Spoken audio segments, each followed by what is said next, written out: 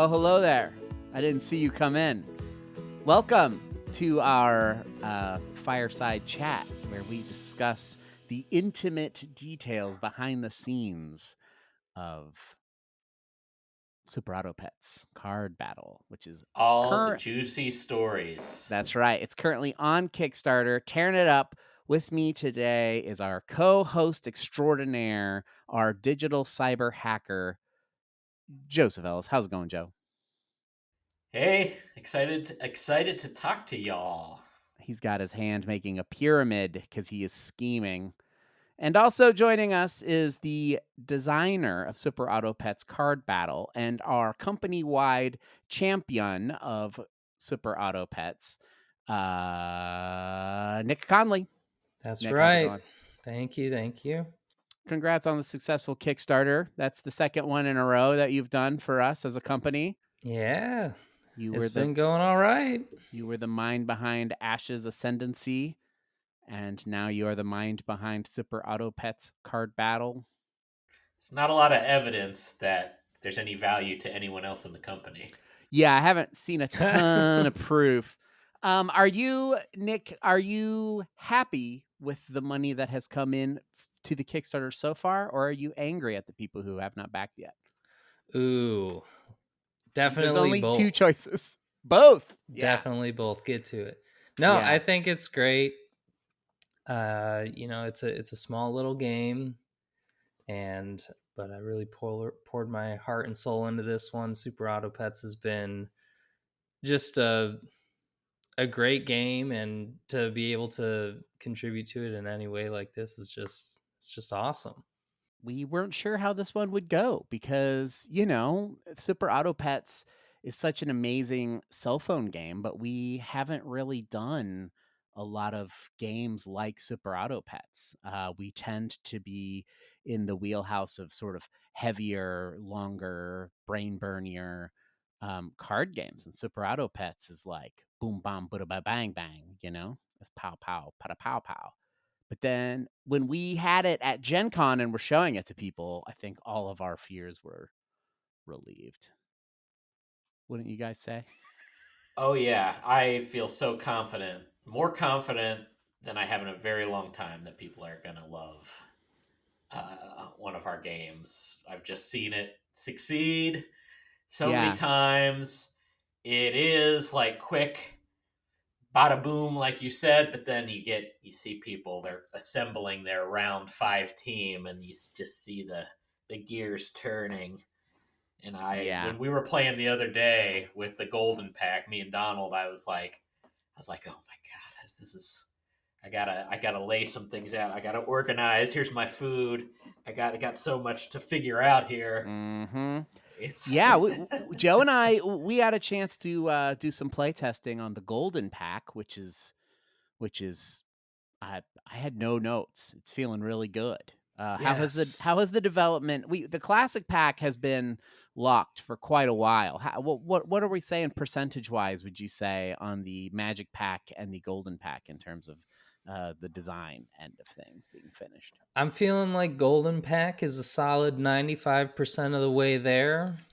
You just want to, sit with some time with what you think might be a final candidate and make sure that there's no secret strategies left uncovered that you don't want eking out there, or you want to get a large enough sample size of people playing the game. And if everyone is still saying that the cockatoo is too good, then maybe you got to dock it a point. But Mm-hmm. for the most part, like all the designs are set in place. I think the trumpet mechanic, the way that's working out, has really been thriving, and you can feel like there's still a variety of archetypes within the pack besides the trumpets, because it can't just all be that. But what I really like about the golden pack is that it feels like a good complement to what you've learned from the classic pack. And if you do want to try out the multiplayer, like 4-player versions, classic plus golden is such a good combo because they both use those B cards. So you can get some pretty crazy B decks going with the overlap here. Mm-hmm. Yeah. Yeah, I thought it was interesting when we were playing because even within sort of a quote unquote archetype of deck, it felt like it wasn't linear. Like you could be going for trumpets and kind of going like, I'm going to try to maximize trumpets and have a huge dog, or you could use trumpets as like an economy Mhm. thing, which is kind of more what Joe was doing on the other side of me. Joe, what were your thoughts on what I was doing? I don't remember. I just remember I won. I don't remember. I remember what you were doing because I was locked in, but I You don't were remember. doing non-trumpet stuff, and then you pivoted into Big dog, the golden retriever. big Yeah, dog. Yeah, successfully. successful pivot. Yeah, And yeah, I mean, I like it just as much as Classic Pack. I know you said you think it's your favorite, it Donald. is. It So is. Ooh. yeah, this game's a blast. We really need to play 4-player again. We just tried it out at Gen Con That was a with blast. the cards were a lot rougher too, Right, compared to playing Yeah. it now. now with the polish that it's had would be pretty Uh, fun. yes, that would be super fun. I would love to do that sometime soon. Maybe we could do that with Matt on Thursday. Yeah, yeah, yeah. We're meeting up with the designer of the game Flutter at a store here in Cleveland tomorrow, and or not tomorrow. Anyways, you guys Oh, don't care. You nice. won't be there. Um, Nick, tell me about the development process. How involved is the folks at Teamwood Games? So we've been in contact with Mr. Cooney throughout the development of Super Auto Pets, and it was great to be able to get his repeated feedback throughout the game because adapting the video game to the tabletop game had so many weird challenges to overcome, and every time I thought I had something that I was like, maybe this is it, maybe this is it, he would push back and like have great bits of feedback where it's like, it just doesn't feel simple enough, or this is too big of a departure from the video game. I feel like you're missing the spirit of Super Auto Pets here. So right from the source, we were being told, does this feel like an authentic representation of the game while still, meeting all of our expectations for what a quality board game product would be. Yeah, Teamwood Games. That for those who don't know, they made the app Super Auto Pets that inspired this game, and that those guys are always been cool to talk to. They've come on our podcast. We're huge fans of Super Auto Pets, the game, and so it was easy to sort of come to this relationship feeling comfortable with it. But I still had a fear going into it that they would want it to be a more one-to-one perfect recreation of the video game, which would be not fun if you had to do it all manually. And so it was a pleasant surprise that Cooney was so dedicated to like keeping it as simple as humanly possible so that, you know, the game feels fast and fun the way that the video game does. The card game feels fast and fun.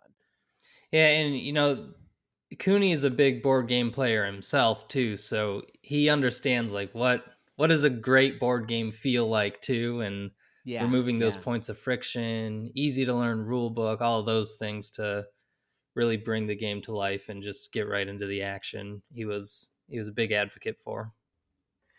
It Yeah. it actually makes sense in hindsight now that he would have such a good vision for what he wanted it to look like, because there's just to gush about the video game, it's hard to beat in terms of like interesting decisions and fun for the simplicity. Like there's just Yeah. so much packed into so little, and that doesn't happen by accident. So yeah, we feel that Nick has uh, translated that aspect of it. That's what's exciting to me, more so Yeah. than just like, oh, the turtle blocks a hit for you. Is to get that same magic from the video game into the card game. Yeah. Yeah. Can I You can I ask you may. a question about the development? So we were doing this. We were talking about this speculatively, you know, before. Probably, I mean, there's so many comments anywhere that the board game announcement was posted where people are like, "Oh man, I was working on this," just I've seen random that more than fans. once. I've seen that more than Yeah, once. Yeah. you play it and you're like, ooh, how could if you're a board gamer, you're like, ooh, how would we do this? So we would do that a lot. I remember at one Gen Con, just after thinking about it, telling Nick like, you know what? I don't even think you can really translate it at all. I think it just you brand it Super Auto Pets, but it's really just some simple draw a card, play a card thing, and you add up your score at the end or something. Right. Hmm. What was your Nick? What was your sort of were you, did you kind of go up and down with sort of how much you thought would translate over the process, or did you always kind of have this goal that we reached in mind of where we got to it with what's simplified Oh and yeah, what it. translates? I went all over the place with some ideas. Earlier versions were trying to be more of an authentic representation, specifically with like, you know, the the way we stack the pets on a deck and you put one out, it would be like, oh, you can see the pet that's coming up next, and we would call that like being on deck. So Mm-hmm. pets like the kangaroo that want to be behind something to activate their ability, we had that as like a whole design mechanic in there, and it was like a really cool idea because you could more faithfully represent a lot of these pets. But gameplay wise, it was horrible for a lot of reasons. The main one being everybody would forget to do their pet's ability when it was on deck because you're putting your pet in the active and you're playing with that card with your opponent, and you just forget to look at what's coming up next. On Yeah. top of that, other things would happen where, as we started, figuring out how Apple cards were going to work or B cards, you were putting things on top of your deck mid battle, and now you're covering up certain pets. So, okay, does the on deck ability work if there's an apple on top of it?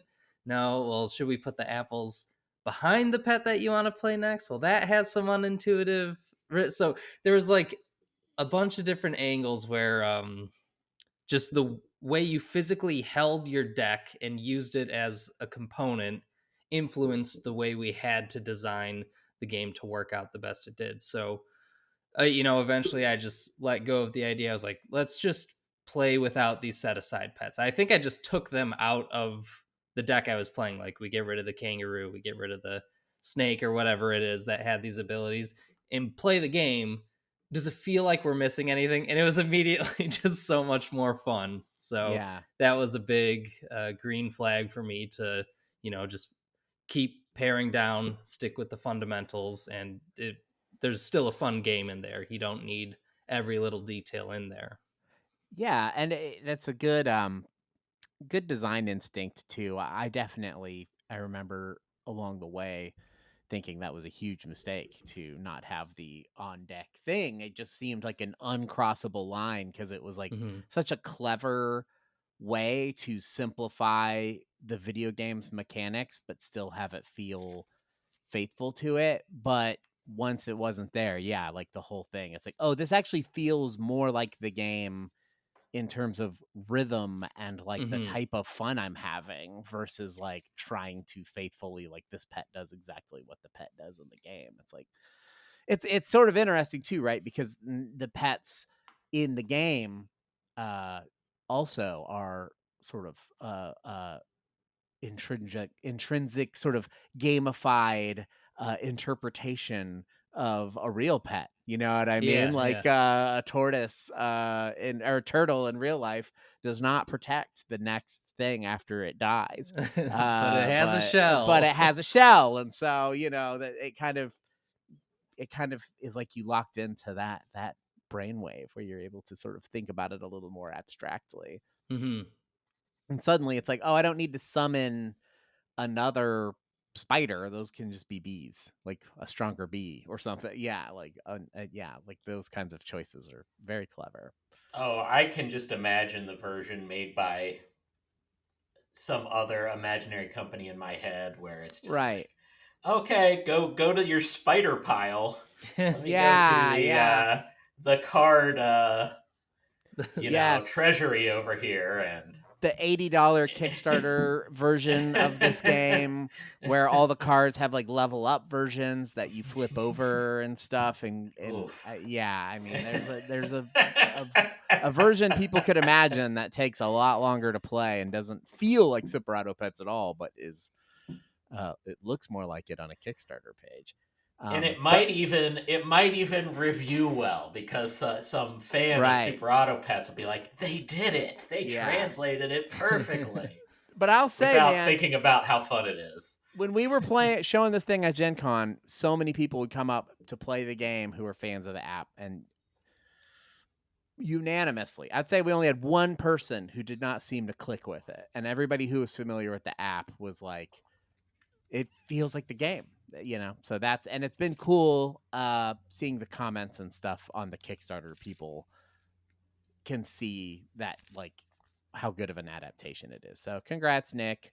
It's doing well. I was rooting against you, but once again, the fortunes favor you. Nice. If you can't beat them, join them. I guess Yeah. so.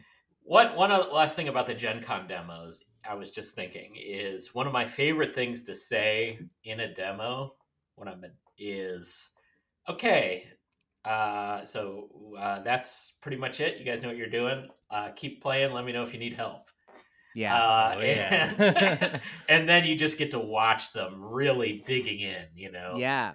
And so you get to do that with Summoner Wars. So Summoner Wars is really fun to demo Yeah. too. But you get to do that with this game.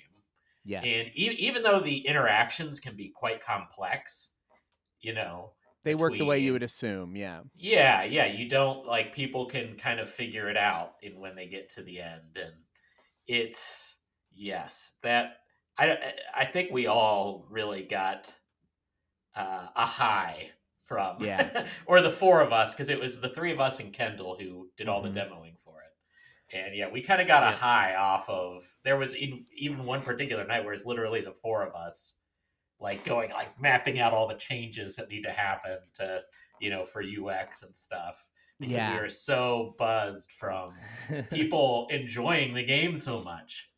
Yeah. And they not only were they having fun, but like it became very clear, what was working and what needed adjustment. So it was like having, tons of like the best play testers possible. And there's no better feeling. That's why I go to game conventions when I'm not working at them. It's so somebody else will teach me the dang game. That's like the whole point is I go there, somebody shows me how to play the game, and it's like, well, I know how to play it. I could teach somebody. I might as well buy it. And so that's always great. Somebody can show you how to play a game. Speaking of, Cappy the Capybara did how to play a video. Anybody watching this who missed it, you're going to want to check it out. It is a sort of lean and mean, fast video that should give you the details on how to play. The rule book is also available for those of you who would like to go through it with a fine-toothed comb. I was thinking it might be interesting to do some sort of face-off. Maybe Joe and I could do a battle or Ooh. something. A little bit of gameplay footage. Colby could be cameraman. We could just do it run and gun style. We don't need to set up a bunch of stuff. But at least People want the show. gameplay. Yeah, I've noticed some comments saying that. So it'd probably be good to give the people what they want. And I'm feeling pretty good after crushing Joe last time we played. Now, I will say, crucial tech for people watching this who want to be as good at this game as me. That's When why you come to this podcast. That's right. When we came to the penultimate round, neither one of us would have won there because the last round is worth 2 trophies. So I took it as a rebuilding pivot turn. That's strategy right there. That's free. Okay. That's right. Keep that in mind. That 5th round, you go into it, you're like, this one's not for all the marbles. So right now, I'm going to start tripling all my boys. I'm going to fill my team full of 6 tiers. We're going to go crazy because then next round, I'm going to just be Super Saiyan mode. And that's what I did. And that's what clinched the victory. And so you can take that to the bank. It's like in a video game when you don't lose a heart in round one, and you're like, okay, this is a freebie. Oh That's yeah. right. That's right.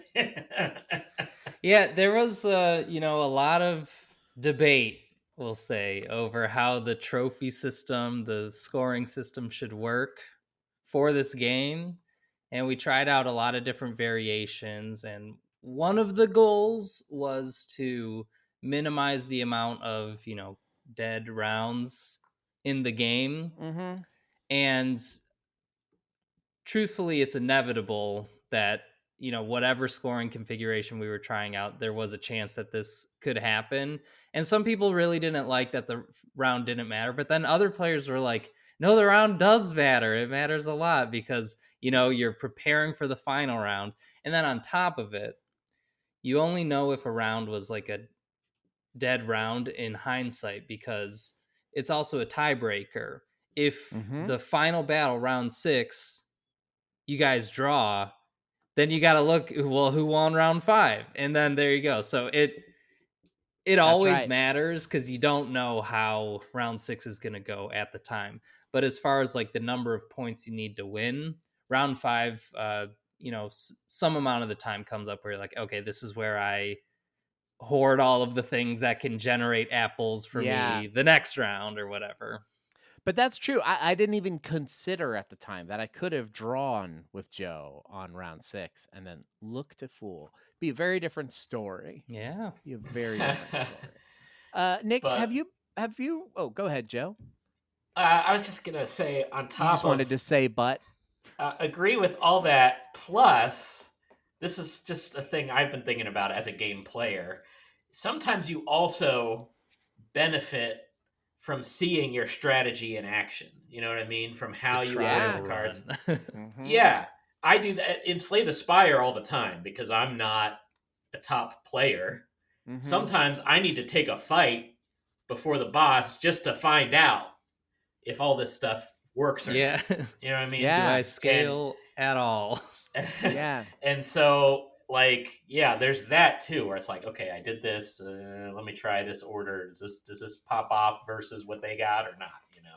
And there's a lot of importance in Super Auto Pets of trying to intuit where things will be positioned because the entire thing hinged on my victory in that last game that we keep reminiscing about on me putting a pet with a durian fruit in the exact right spot to eat all of Joe's apples. That's right. Um, and that matters a lot, because the durian fruit perk gives your pet the ability to eat them apples, and you can totally skunk somebody if you do it just right.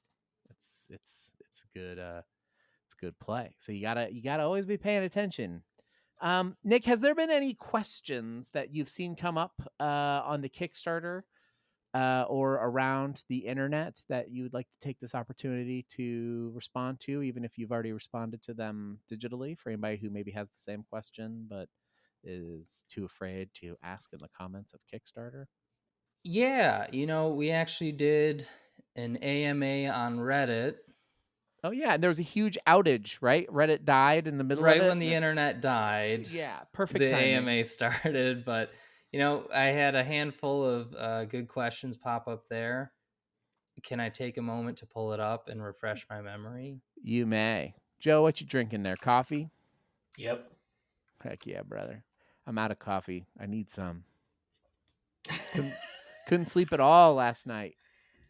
Dropped the All kid right. off for school, got a nice coffee for me and Nikki, but then I was like, wait, I want more coffee, but we don't have coffee still because I just bought like nice coffees. So I gotta go So get you me some. couldn't sleep because you were up thinking about that you were out of coffee, or That's right. Yeah, I was up all night thinking about I need to get some Folgers. I'm loyal to Folgers because they made that commercial where the siblings were flirting with each other. And that is do you guys remember that commercial? no, I'm sorry, no, what? no. Folgers had this commercial that was like two siblings who haven't seen each other in a long time. She's like there for the holidays. People are still asleep. They're being quiet and they sit and they're just sharing a cup of coffee together. But the sexual tension between the two actors playing the siblings was so white hot that everybody was like, "What is happening in this commercial?" I believe the two actors got together and they did a parody of it as a goof because it was a thing where I mean I remember. It's Anyways, infamous, huh? Folgers, great brand. You made that sexy commercial. That's a free plug. They don't sponsor us. That's free. They are, right here in Ohio, though. Smuckers. Are Smuckers they owns Folgers. Smuckers owns Folgers, yeah. big Smuckers? Yeah, The big heck? Smuckers. They're like 30 miles east of here. You know, Joe, you can tell a lot about a person by their cell phone ring. I always say that you can tell a person's age by how annoying their cell phone ring is. And you just aged yourself by 10 years Oh, when that yeah. little Oh, my dad's merengue got the thing. worst one the real ever. default. It's a duck quacking. I don't know why. It's like if you're in a movie theater and you hear somebody's phone going like or whatever. You're just like, that person's over 60. Like, and then like, yeah. And then like Zoomers, when their phones go off, they just go like, boop. If anything, that's like the loudest noise like a young person's phone makes. Like, Cell phone True. should not make It's true. noise. I don't like when my phone is still stuck to the speakers in my car and I don't realize it. And I go to message somebody because I'm sitting in the passenger seat and not driving. And it goes like over the speakers. I feel so caught out. Nick, There you you find go. them questions? Yeah, people are always asking me, what's the biggest difference between the card game and the video game, Yeah. developmentally speaking. And I gotta chalk up a big victory to the single power stat. We don't have attack, we don't have health as individual values. It's just all combined into the one power stat. And that was something I was really afraid to try out, to be honest, because as an enjoyer of the video game, I see so much design space between like, oh, this pet's got a lot of health, but not a lot of attack power. So that Yeah. has a totally different feel. It's going to But get this hit a bunch of one times. is the opposite. This was Oh the my Pig! god. Pig is the opposite. That's right. Like the peacock was the one I was always looking at where I'm like, okay, it's going to get hit, then it's going to get a little angrier, then it's going to get hit and it's going to get a little angrier. And like, yeah. I was like, oh, we're going to totally miss out on that rich design space and the nuance Yeah. between this pet, buffs attack, this one buffs health. And you want to try and overlap them because, making your stats kind of balanced gives you a more well-rounded power distribution. But Oh wow, that's a good. Is that a a little strategy tip for is you that there. a strategy tip for the video game? Okay, wow. That's right. You Didn't know that. think squares. This is why I won 90% of the Yeah, versus obviously. battles. 90%. Whoa. I think that's a fair Kendall is assessment. somewhere. Kendall is somewhere rolling over in her grave because you killed her with that comment. Our graphic designer Kendall, easily the second best, if not maybe debatably best, depending on the pack player on our team, Sobrato Pets. Not here to defend herself because she does not like talking to me. But if she were, she would take umbrage with. Anyways, carry on with your braggadocious blathering, Nick. That's right. So early version of the card game, the pets had the two different stats. And I was like, okay, apples will raise your health, spinach will raise your attack power, and there was just so many more cards on the table to accommodate managing that. And the worst part was you would just get lost in the mix when you're battling. You're like, okay, I'll do 2 damage to you, and then you'll do 3 damage. Wait, okay, that knocks me out. Wait, did you put your damage on your like you would just get sucked into this vortex of like confusion so often. And I didn't realize this was going to happen when we tried the power system, but it almost always means every time the pets attack each other, somebody's getting knocked out.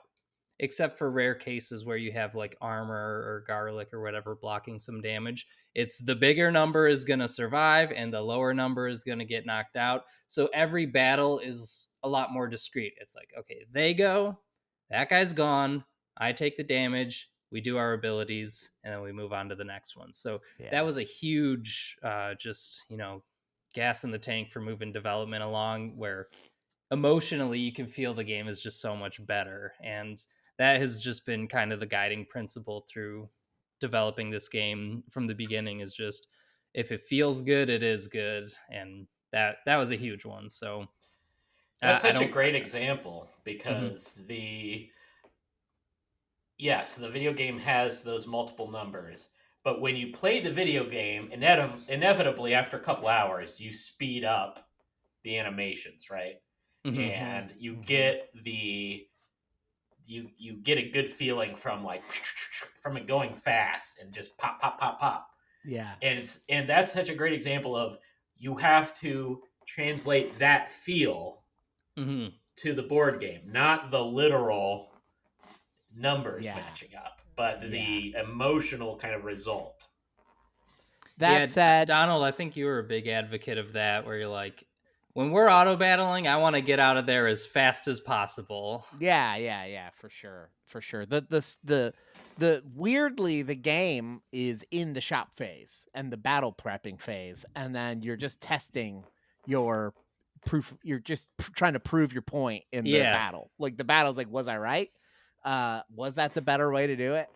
Um, Now I will say there are maybe people out there who are watching this who are like, Donald, I want more from you. And I'm like, okay, I got you. I would like to propose people harass Nick for more Super Auto Pets in the future. I want a more classic pack pets because I want we talked about Pig a moment ago. Hits big, one life. I proposed this to Nick. He brushed it aside. In the future, I'd like to see the pig added to the game. Its We strength power 3 and its ability just says hurt, faint. Hurt faint, hurt faint. Hurt It, faint. it, Okay. it gets hurt, it faints. That's legit. Yeah, there's a few pet designs that, invoke the two stat system without Yeah. explicitly laying it out. And that's totally fine. Like, Garlic basically does it, where it's like, okay, they take less damage. And Yeah. those situations are where, maybe pets will battle each other more than once. Uh Anything else? I should let you go, Nick. Anything else you would like to set this record straight on here? Oh, could I also answer that question about the difference? Hurt, Please. faint? Yeah. No, the difference, but yeah, the difference between the video game and the board in the card game. Because one cool decision space that got generated by the card game that doesn't exist in the video game is the ability to move your perks to different pets each round. And so I think we even played versions that didn't really have perks in the shop, Yeah. and I remember playing one and it felt like, okay, yeah, I think this is just missing perks, but I think that was probably one of the tension points in the design, was trying to figure out, yeah, but what do you do? How do you track which pet it belongs to and stuff, you know? Mhm. Right. And it's actually a really great decision point to be able to, like we talk about, you go and you see how it does on this pet in this spot, and you're like, oh, that didn't work, I'm going to try it over here in this spot. And it's got it adds to that little brain melty sort of feeling. Yeah, and we can now we can have friggin' melon scorpions. That's right. Apocryphal creatures such as garlic scorpions. Mm-hmm. It's madness. God never intended for these creatures It to never exist, but here intended. they are. You could put a melon on a fella and have it behind a tortoise. I don't even know what would happen. Yeah, Joe, I'm glad you brought that up because there are some cool things that have come out of the card game that the video game, the way it was set up, was holding us back, and we actually were able to just unleash these new ideas into the card game. And moving perks around was both the simplest way to design them, but also kind of replaced something that we don't get in the video game, which is scaling up your lower powered pets. Because we don't have permanence of stat buffs. Like the apples, they have to go away every round for multiple reasons. There's no way to permanently attach bonuses to pets, so you can't level them up, you can't feed them bonuses long term. But like as a trade-off, you're like, oh, but that food, that perk card will be good for the rest of the game. So this is kind of like a different way to scale where you can only ever have 5 pets, but every time you buy a perk card, you're scaling your power for the rest of the game because you'll always be able to use that honey, even though the pet you originally put it on, you might have sold away. So I kind of think about the perks as a way to scale in the game, and that has been a pretty nice replacement for okay, well, I can't make a 50-50 fish in this game, but what I can do are XYZ other things. Yeah. Yeah. And there's one more really cool thing that the card game does that the video game doesn't do, that just kind of emerged from the nature of it being a board game, which is the Not have a shared pig. shop. No pigs. It's not the best Finally. pet. It's the fact that there's a shared shop, and what Yeah. I buy or what I don't buy now has a trade-off to what my opponent is going to be picking. So it adds even more to the mind games of that versus mentality of not only like where are they going to order their pets, who's stronger, do I need to do this, do I need to do that. It's like I can see right on the table, if I don't buy that turkey, your team's going to pop off. So maybe I have to buy it and just use it as triple fuel, Yeah. uh, which is something else we haven't talked about. But yeah, you get more interactivity in the shop, and there's the ability to conceal information with when you triple. You get to look at 2 cards from the next to your deck, keep one. So now you have an information edge against your opponent. Oh, they don't know what my strongest pet is on the team. That's going to mess them Yeah. up pretty good. Or Yeah. you That can buy from the is. top of the deck, and that's another piece of random or secret information. But the trade off of it being random, so the shop phase has some totally cool new dynamics that is in addition to whatever you would experience in the video game. That hidden information stuff is more powerful than one would assume at first in this game. Absolutely. Because when you really, what I love about the game is it's you can play it as a super simple, fun, straightforward game. You can play it with kids, you can play it with family members who maybe aren't gamers necessarily. But it has sort of just like the video game, it has sort of a hidden depth to it. And a big part of that is like being cognizant of like the meta of this room right now, that I'm in, and what the other people playing the game are doing. So yeah, happy Halloween, everybody. We're gonna end this thing and get back to our hard work that we do here at Plaid Hat Games and the board game minds. If you have any questions for us, hit us up on the Kickstarter comments or reach out however you think works best for you. And I think we'll try to do another one of these before the Kickstarter ends. Maybe we can look at some of the pets being developed for the maybe the magic pack and the golden pack, give people a little bit more information about those other packs that are coming in the future. Well, they're part of this Kickstarter, but I feel like we've shown the classic pack more than the other 2 packs by the virtue of the classic pack is the sort of easiest one to just pick up and play, and the other 2 are a little more mechanically involved. So yeah, Sounds good to me. yeah, sweet. Thanks everybody for joining us. Thanks for supporting Super Auto Pets Card Battle on Kickstarter right now. And if you haven't supported it, get your act together. Do it. Later, gamers. Bye. See ya.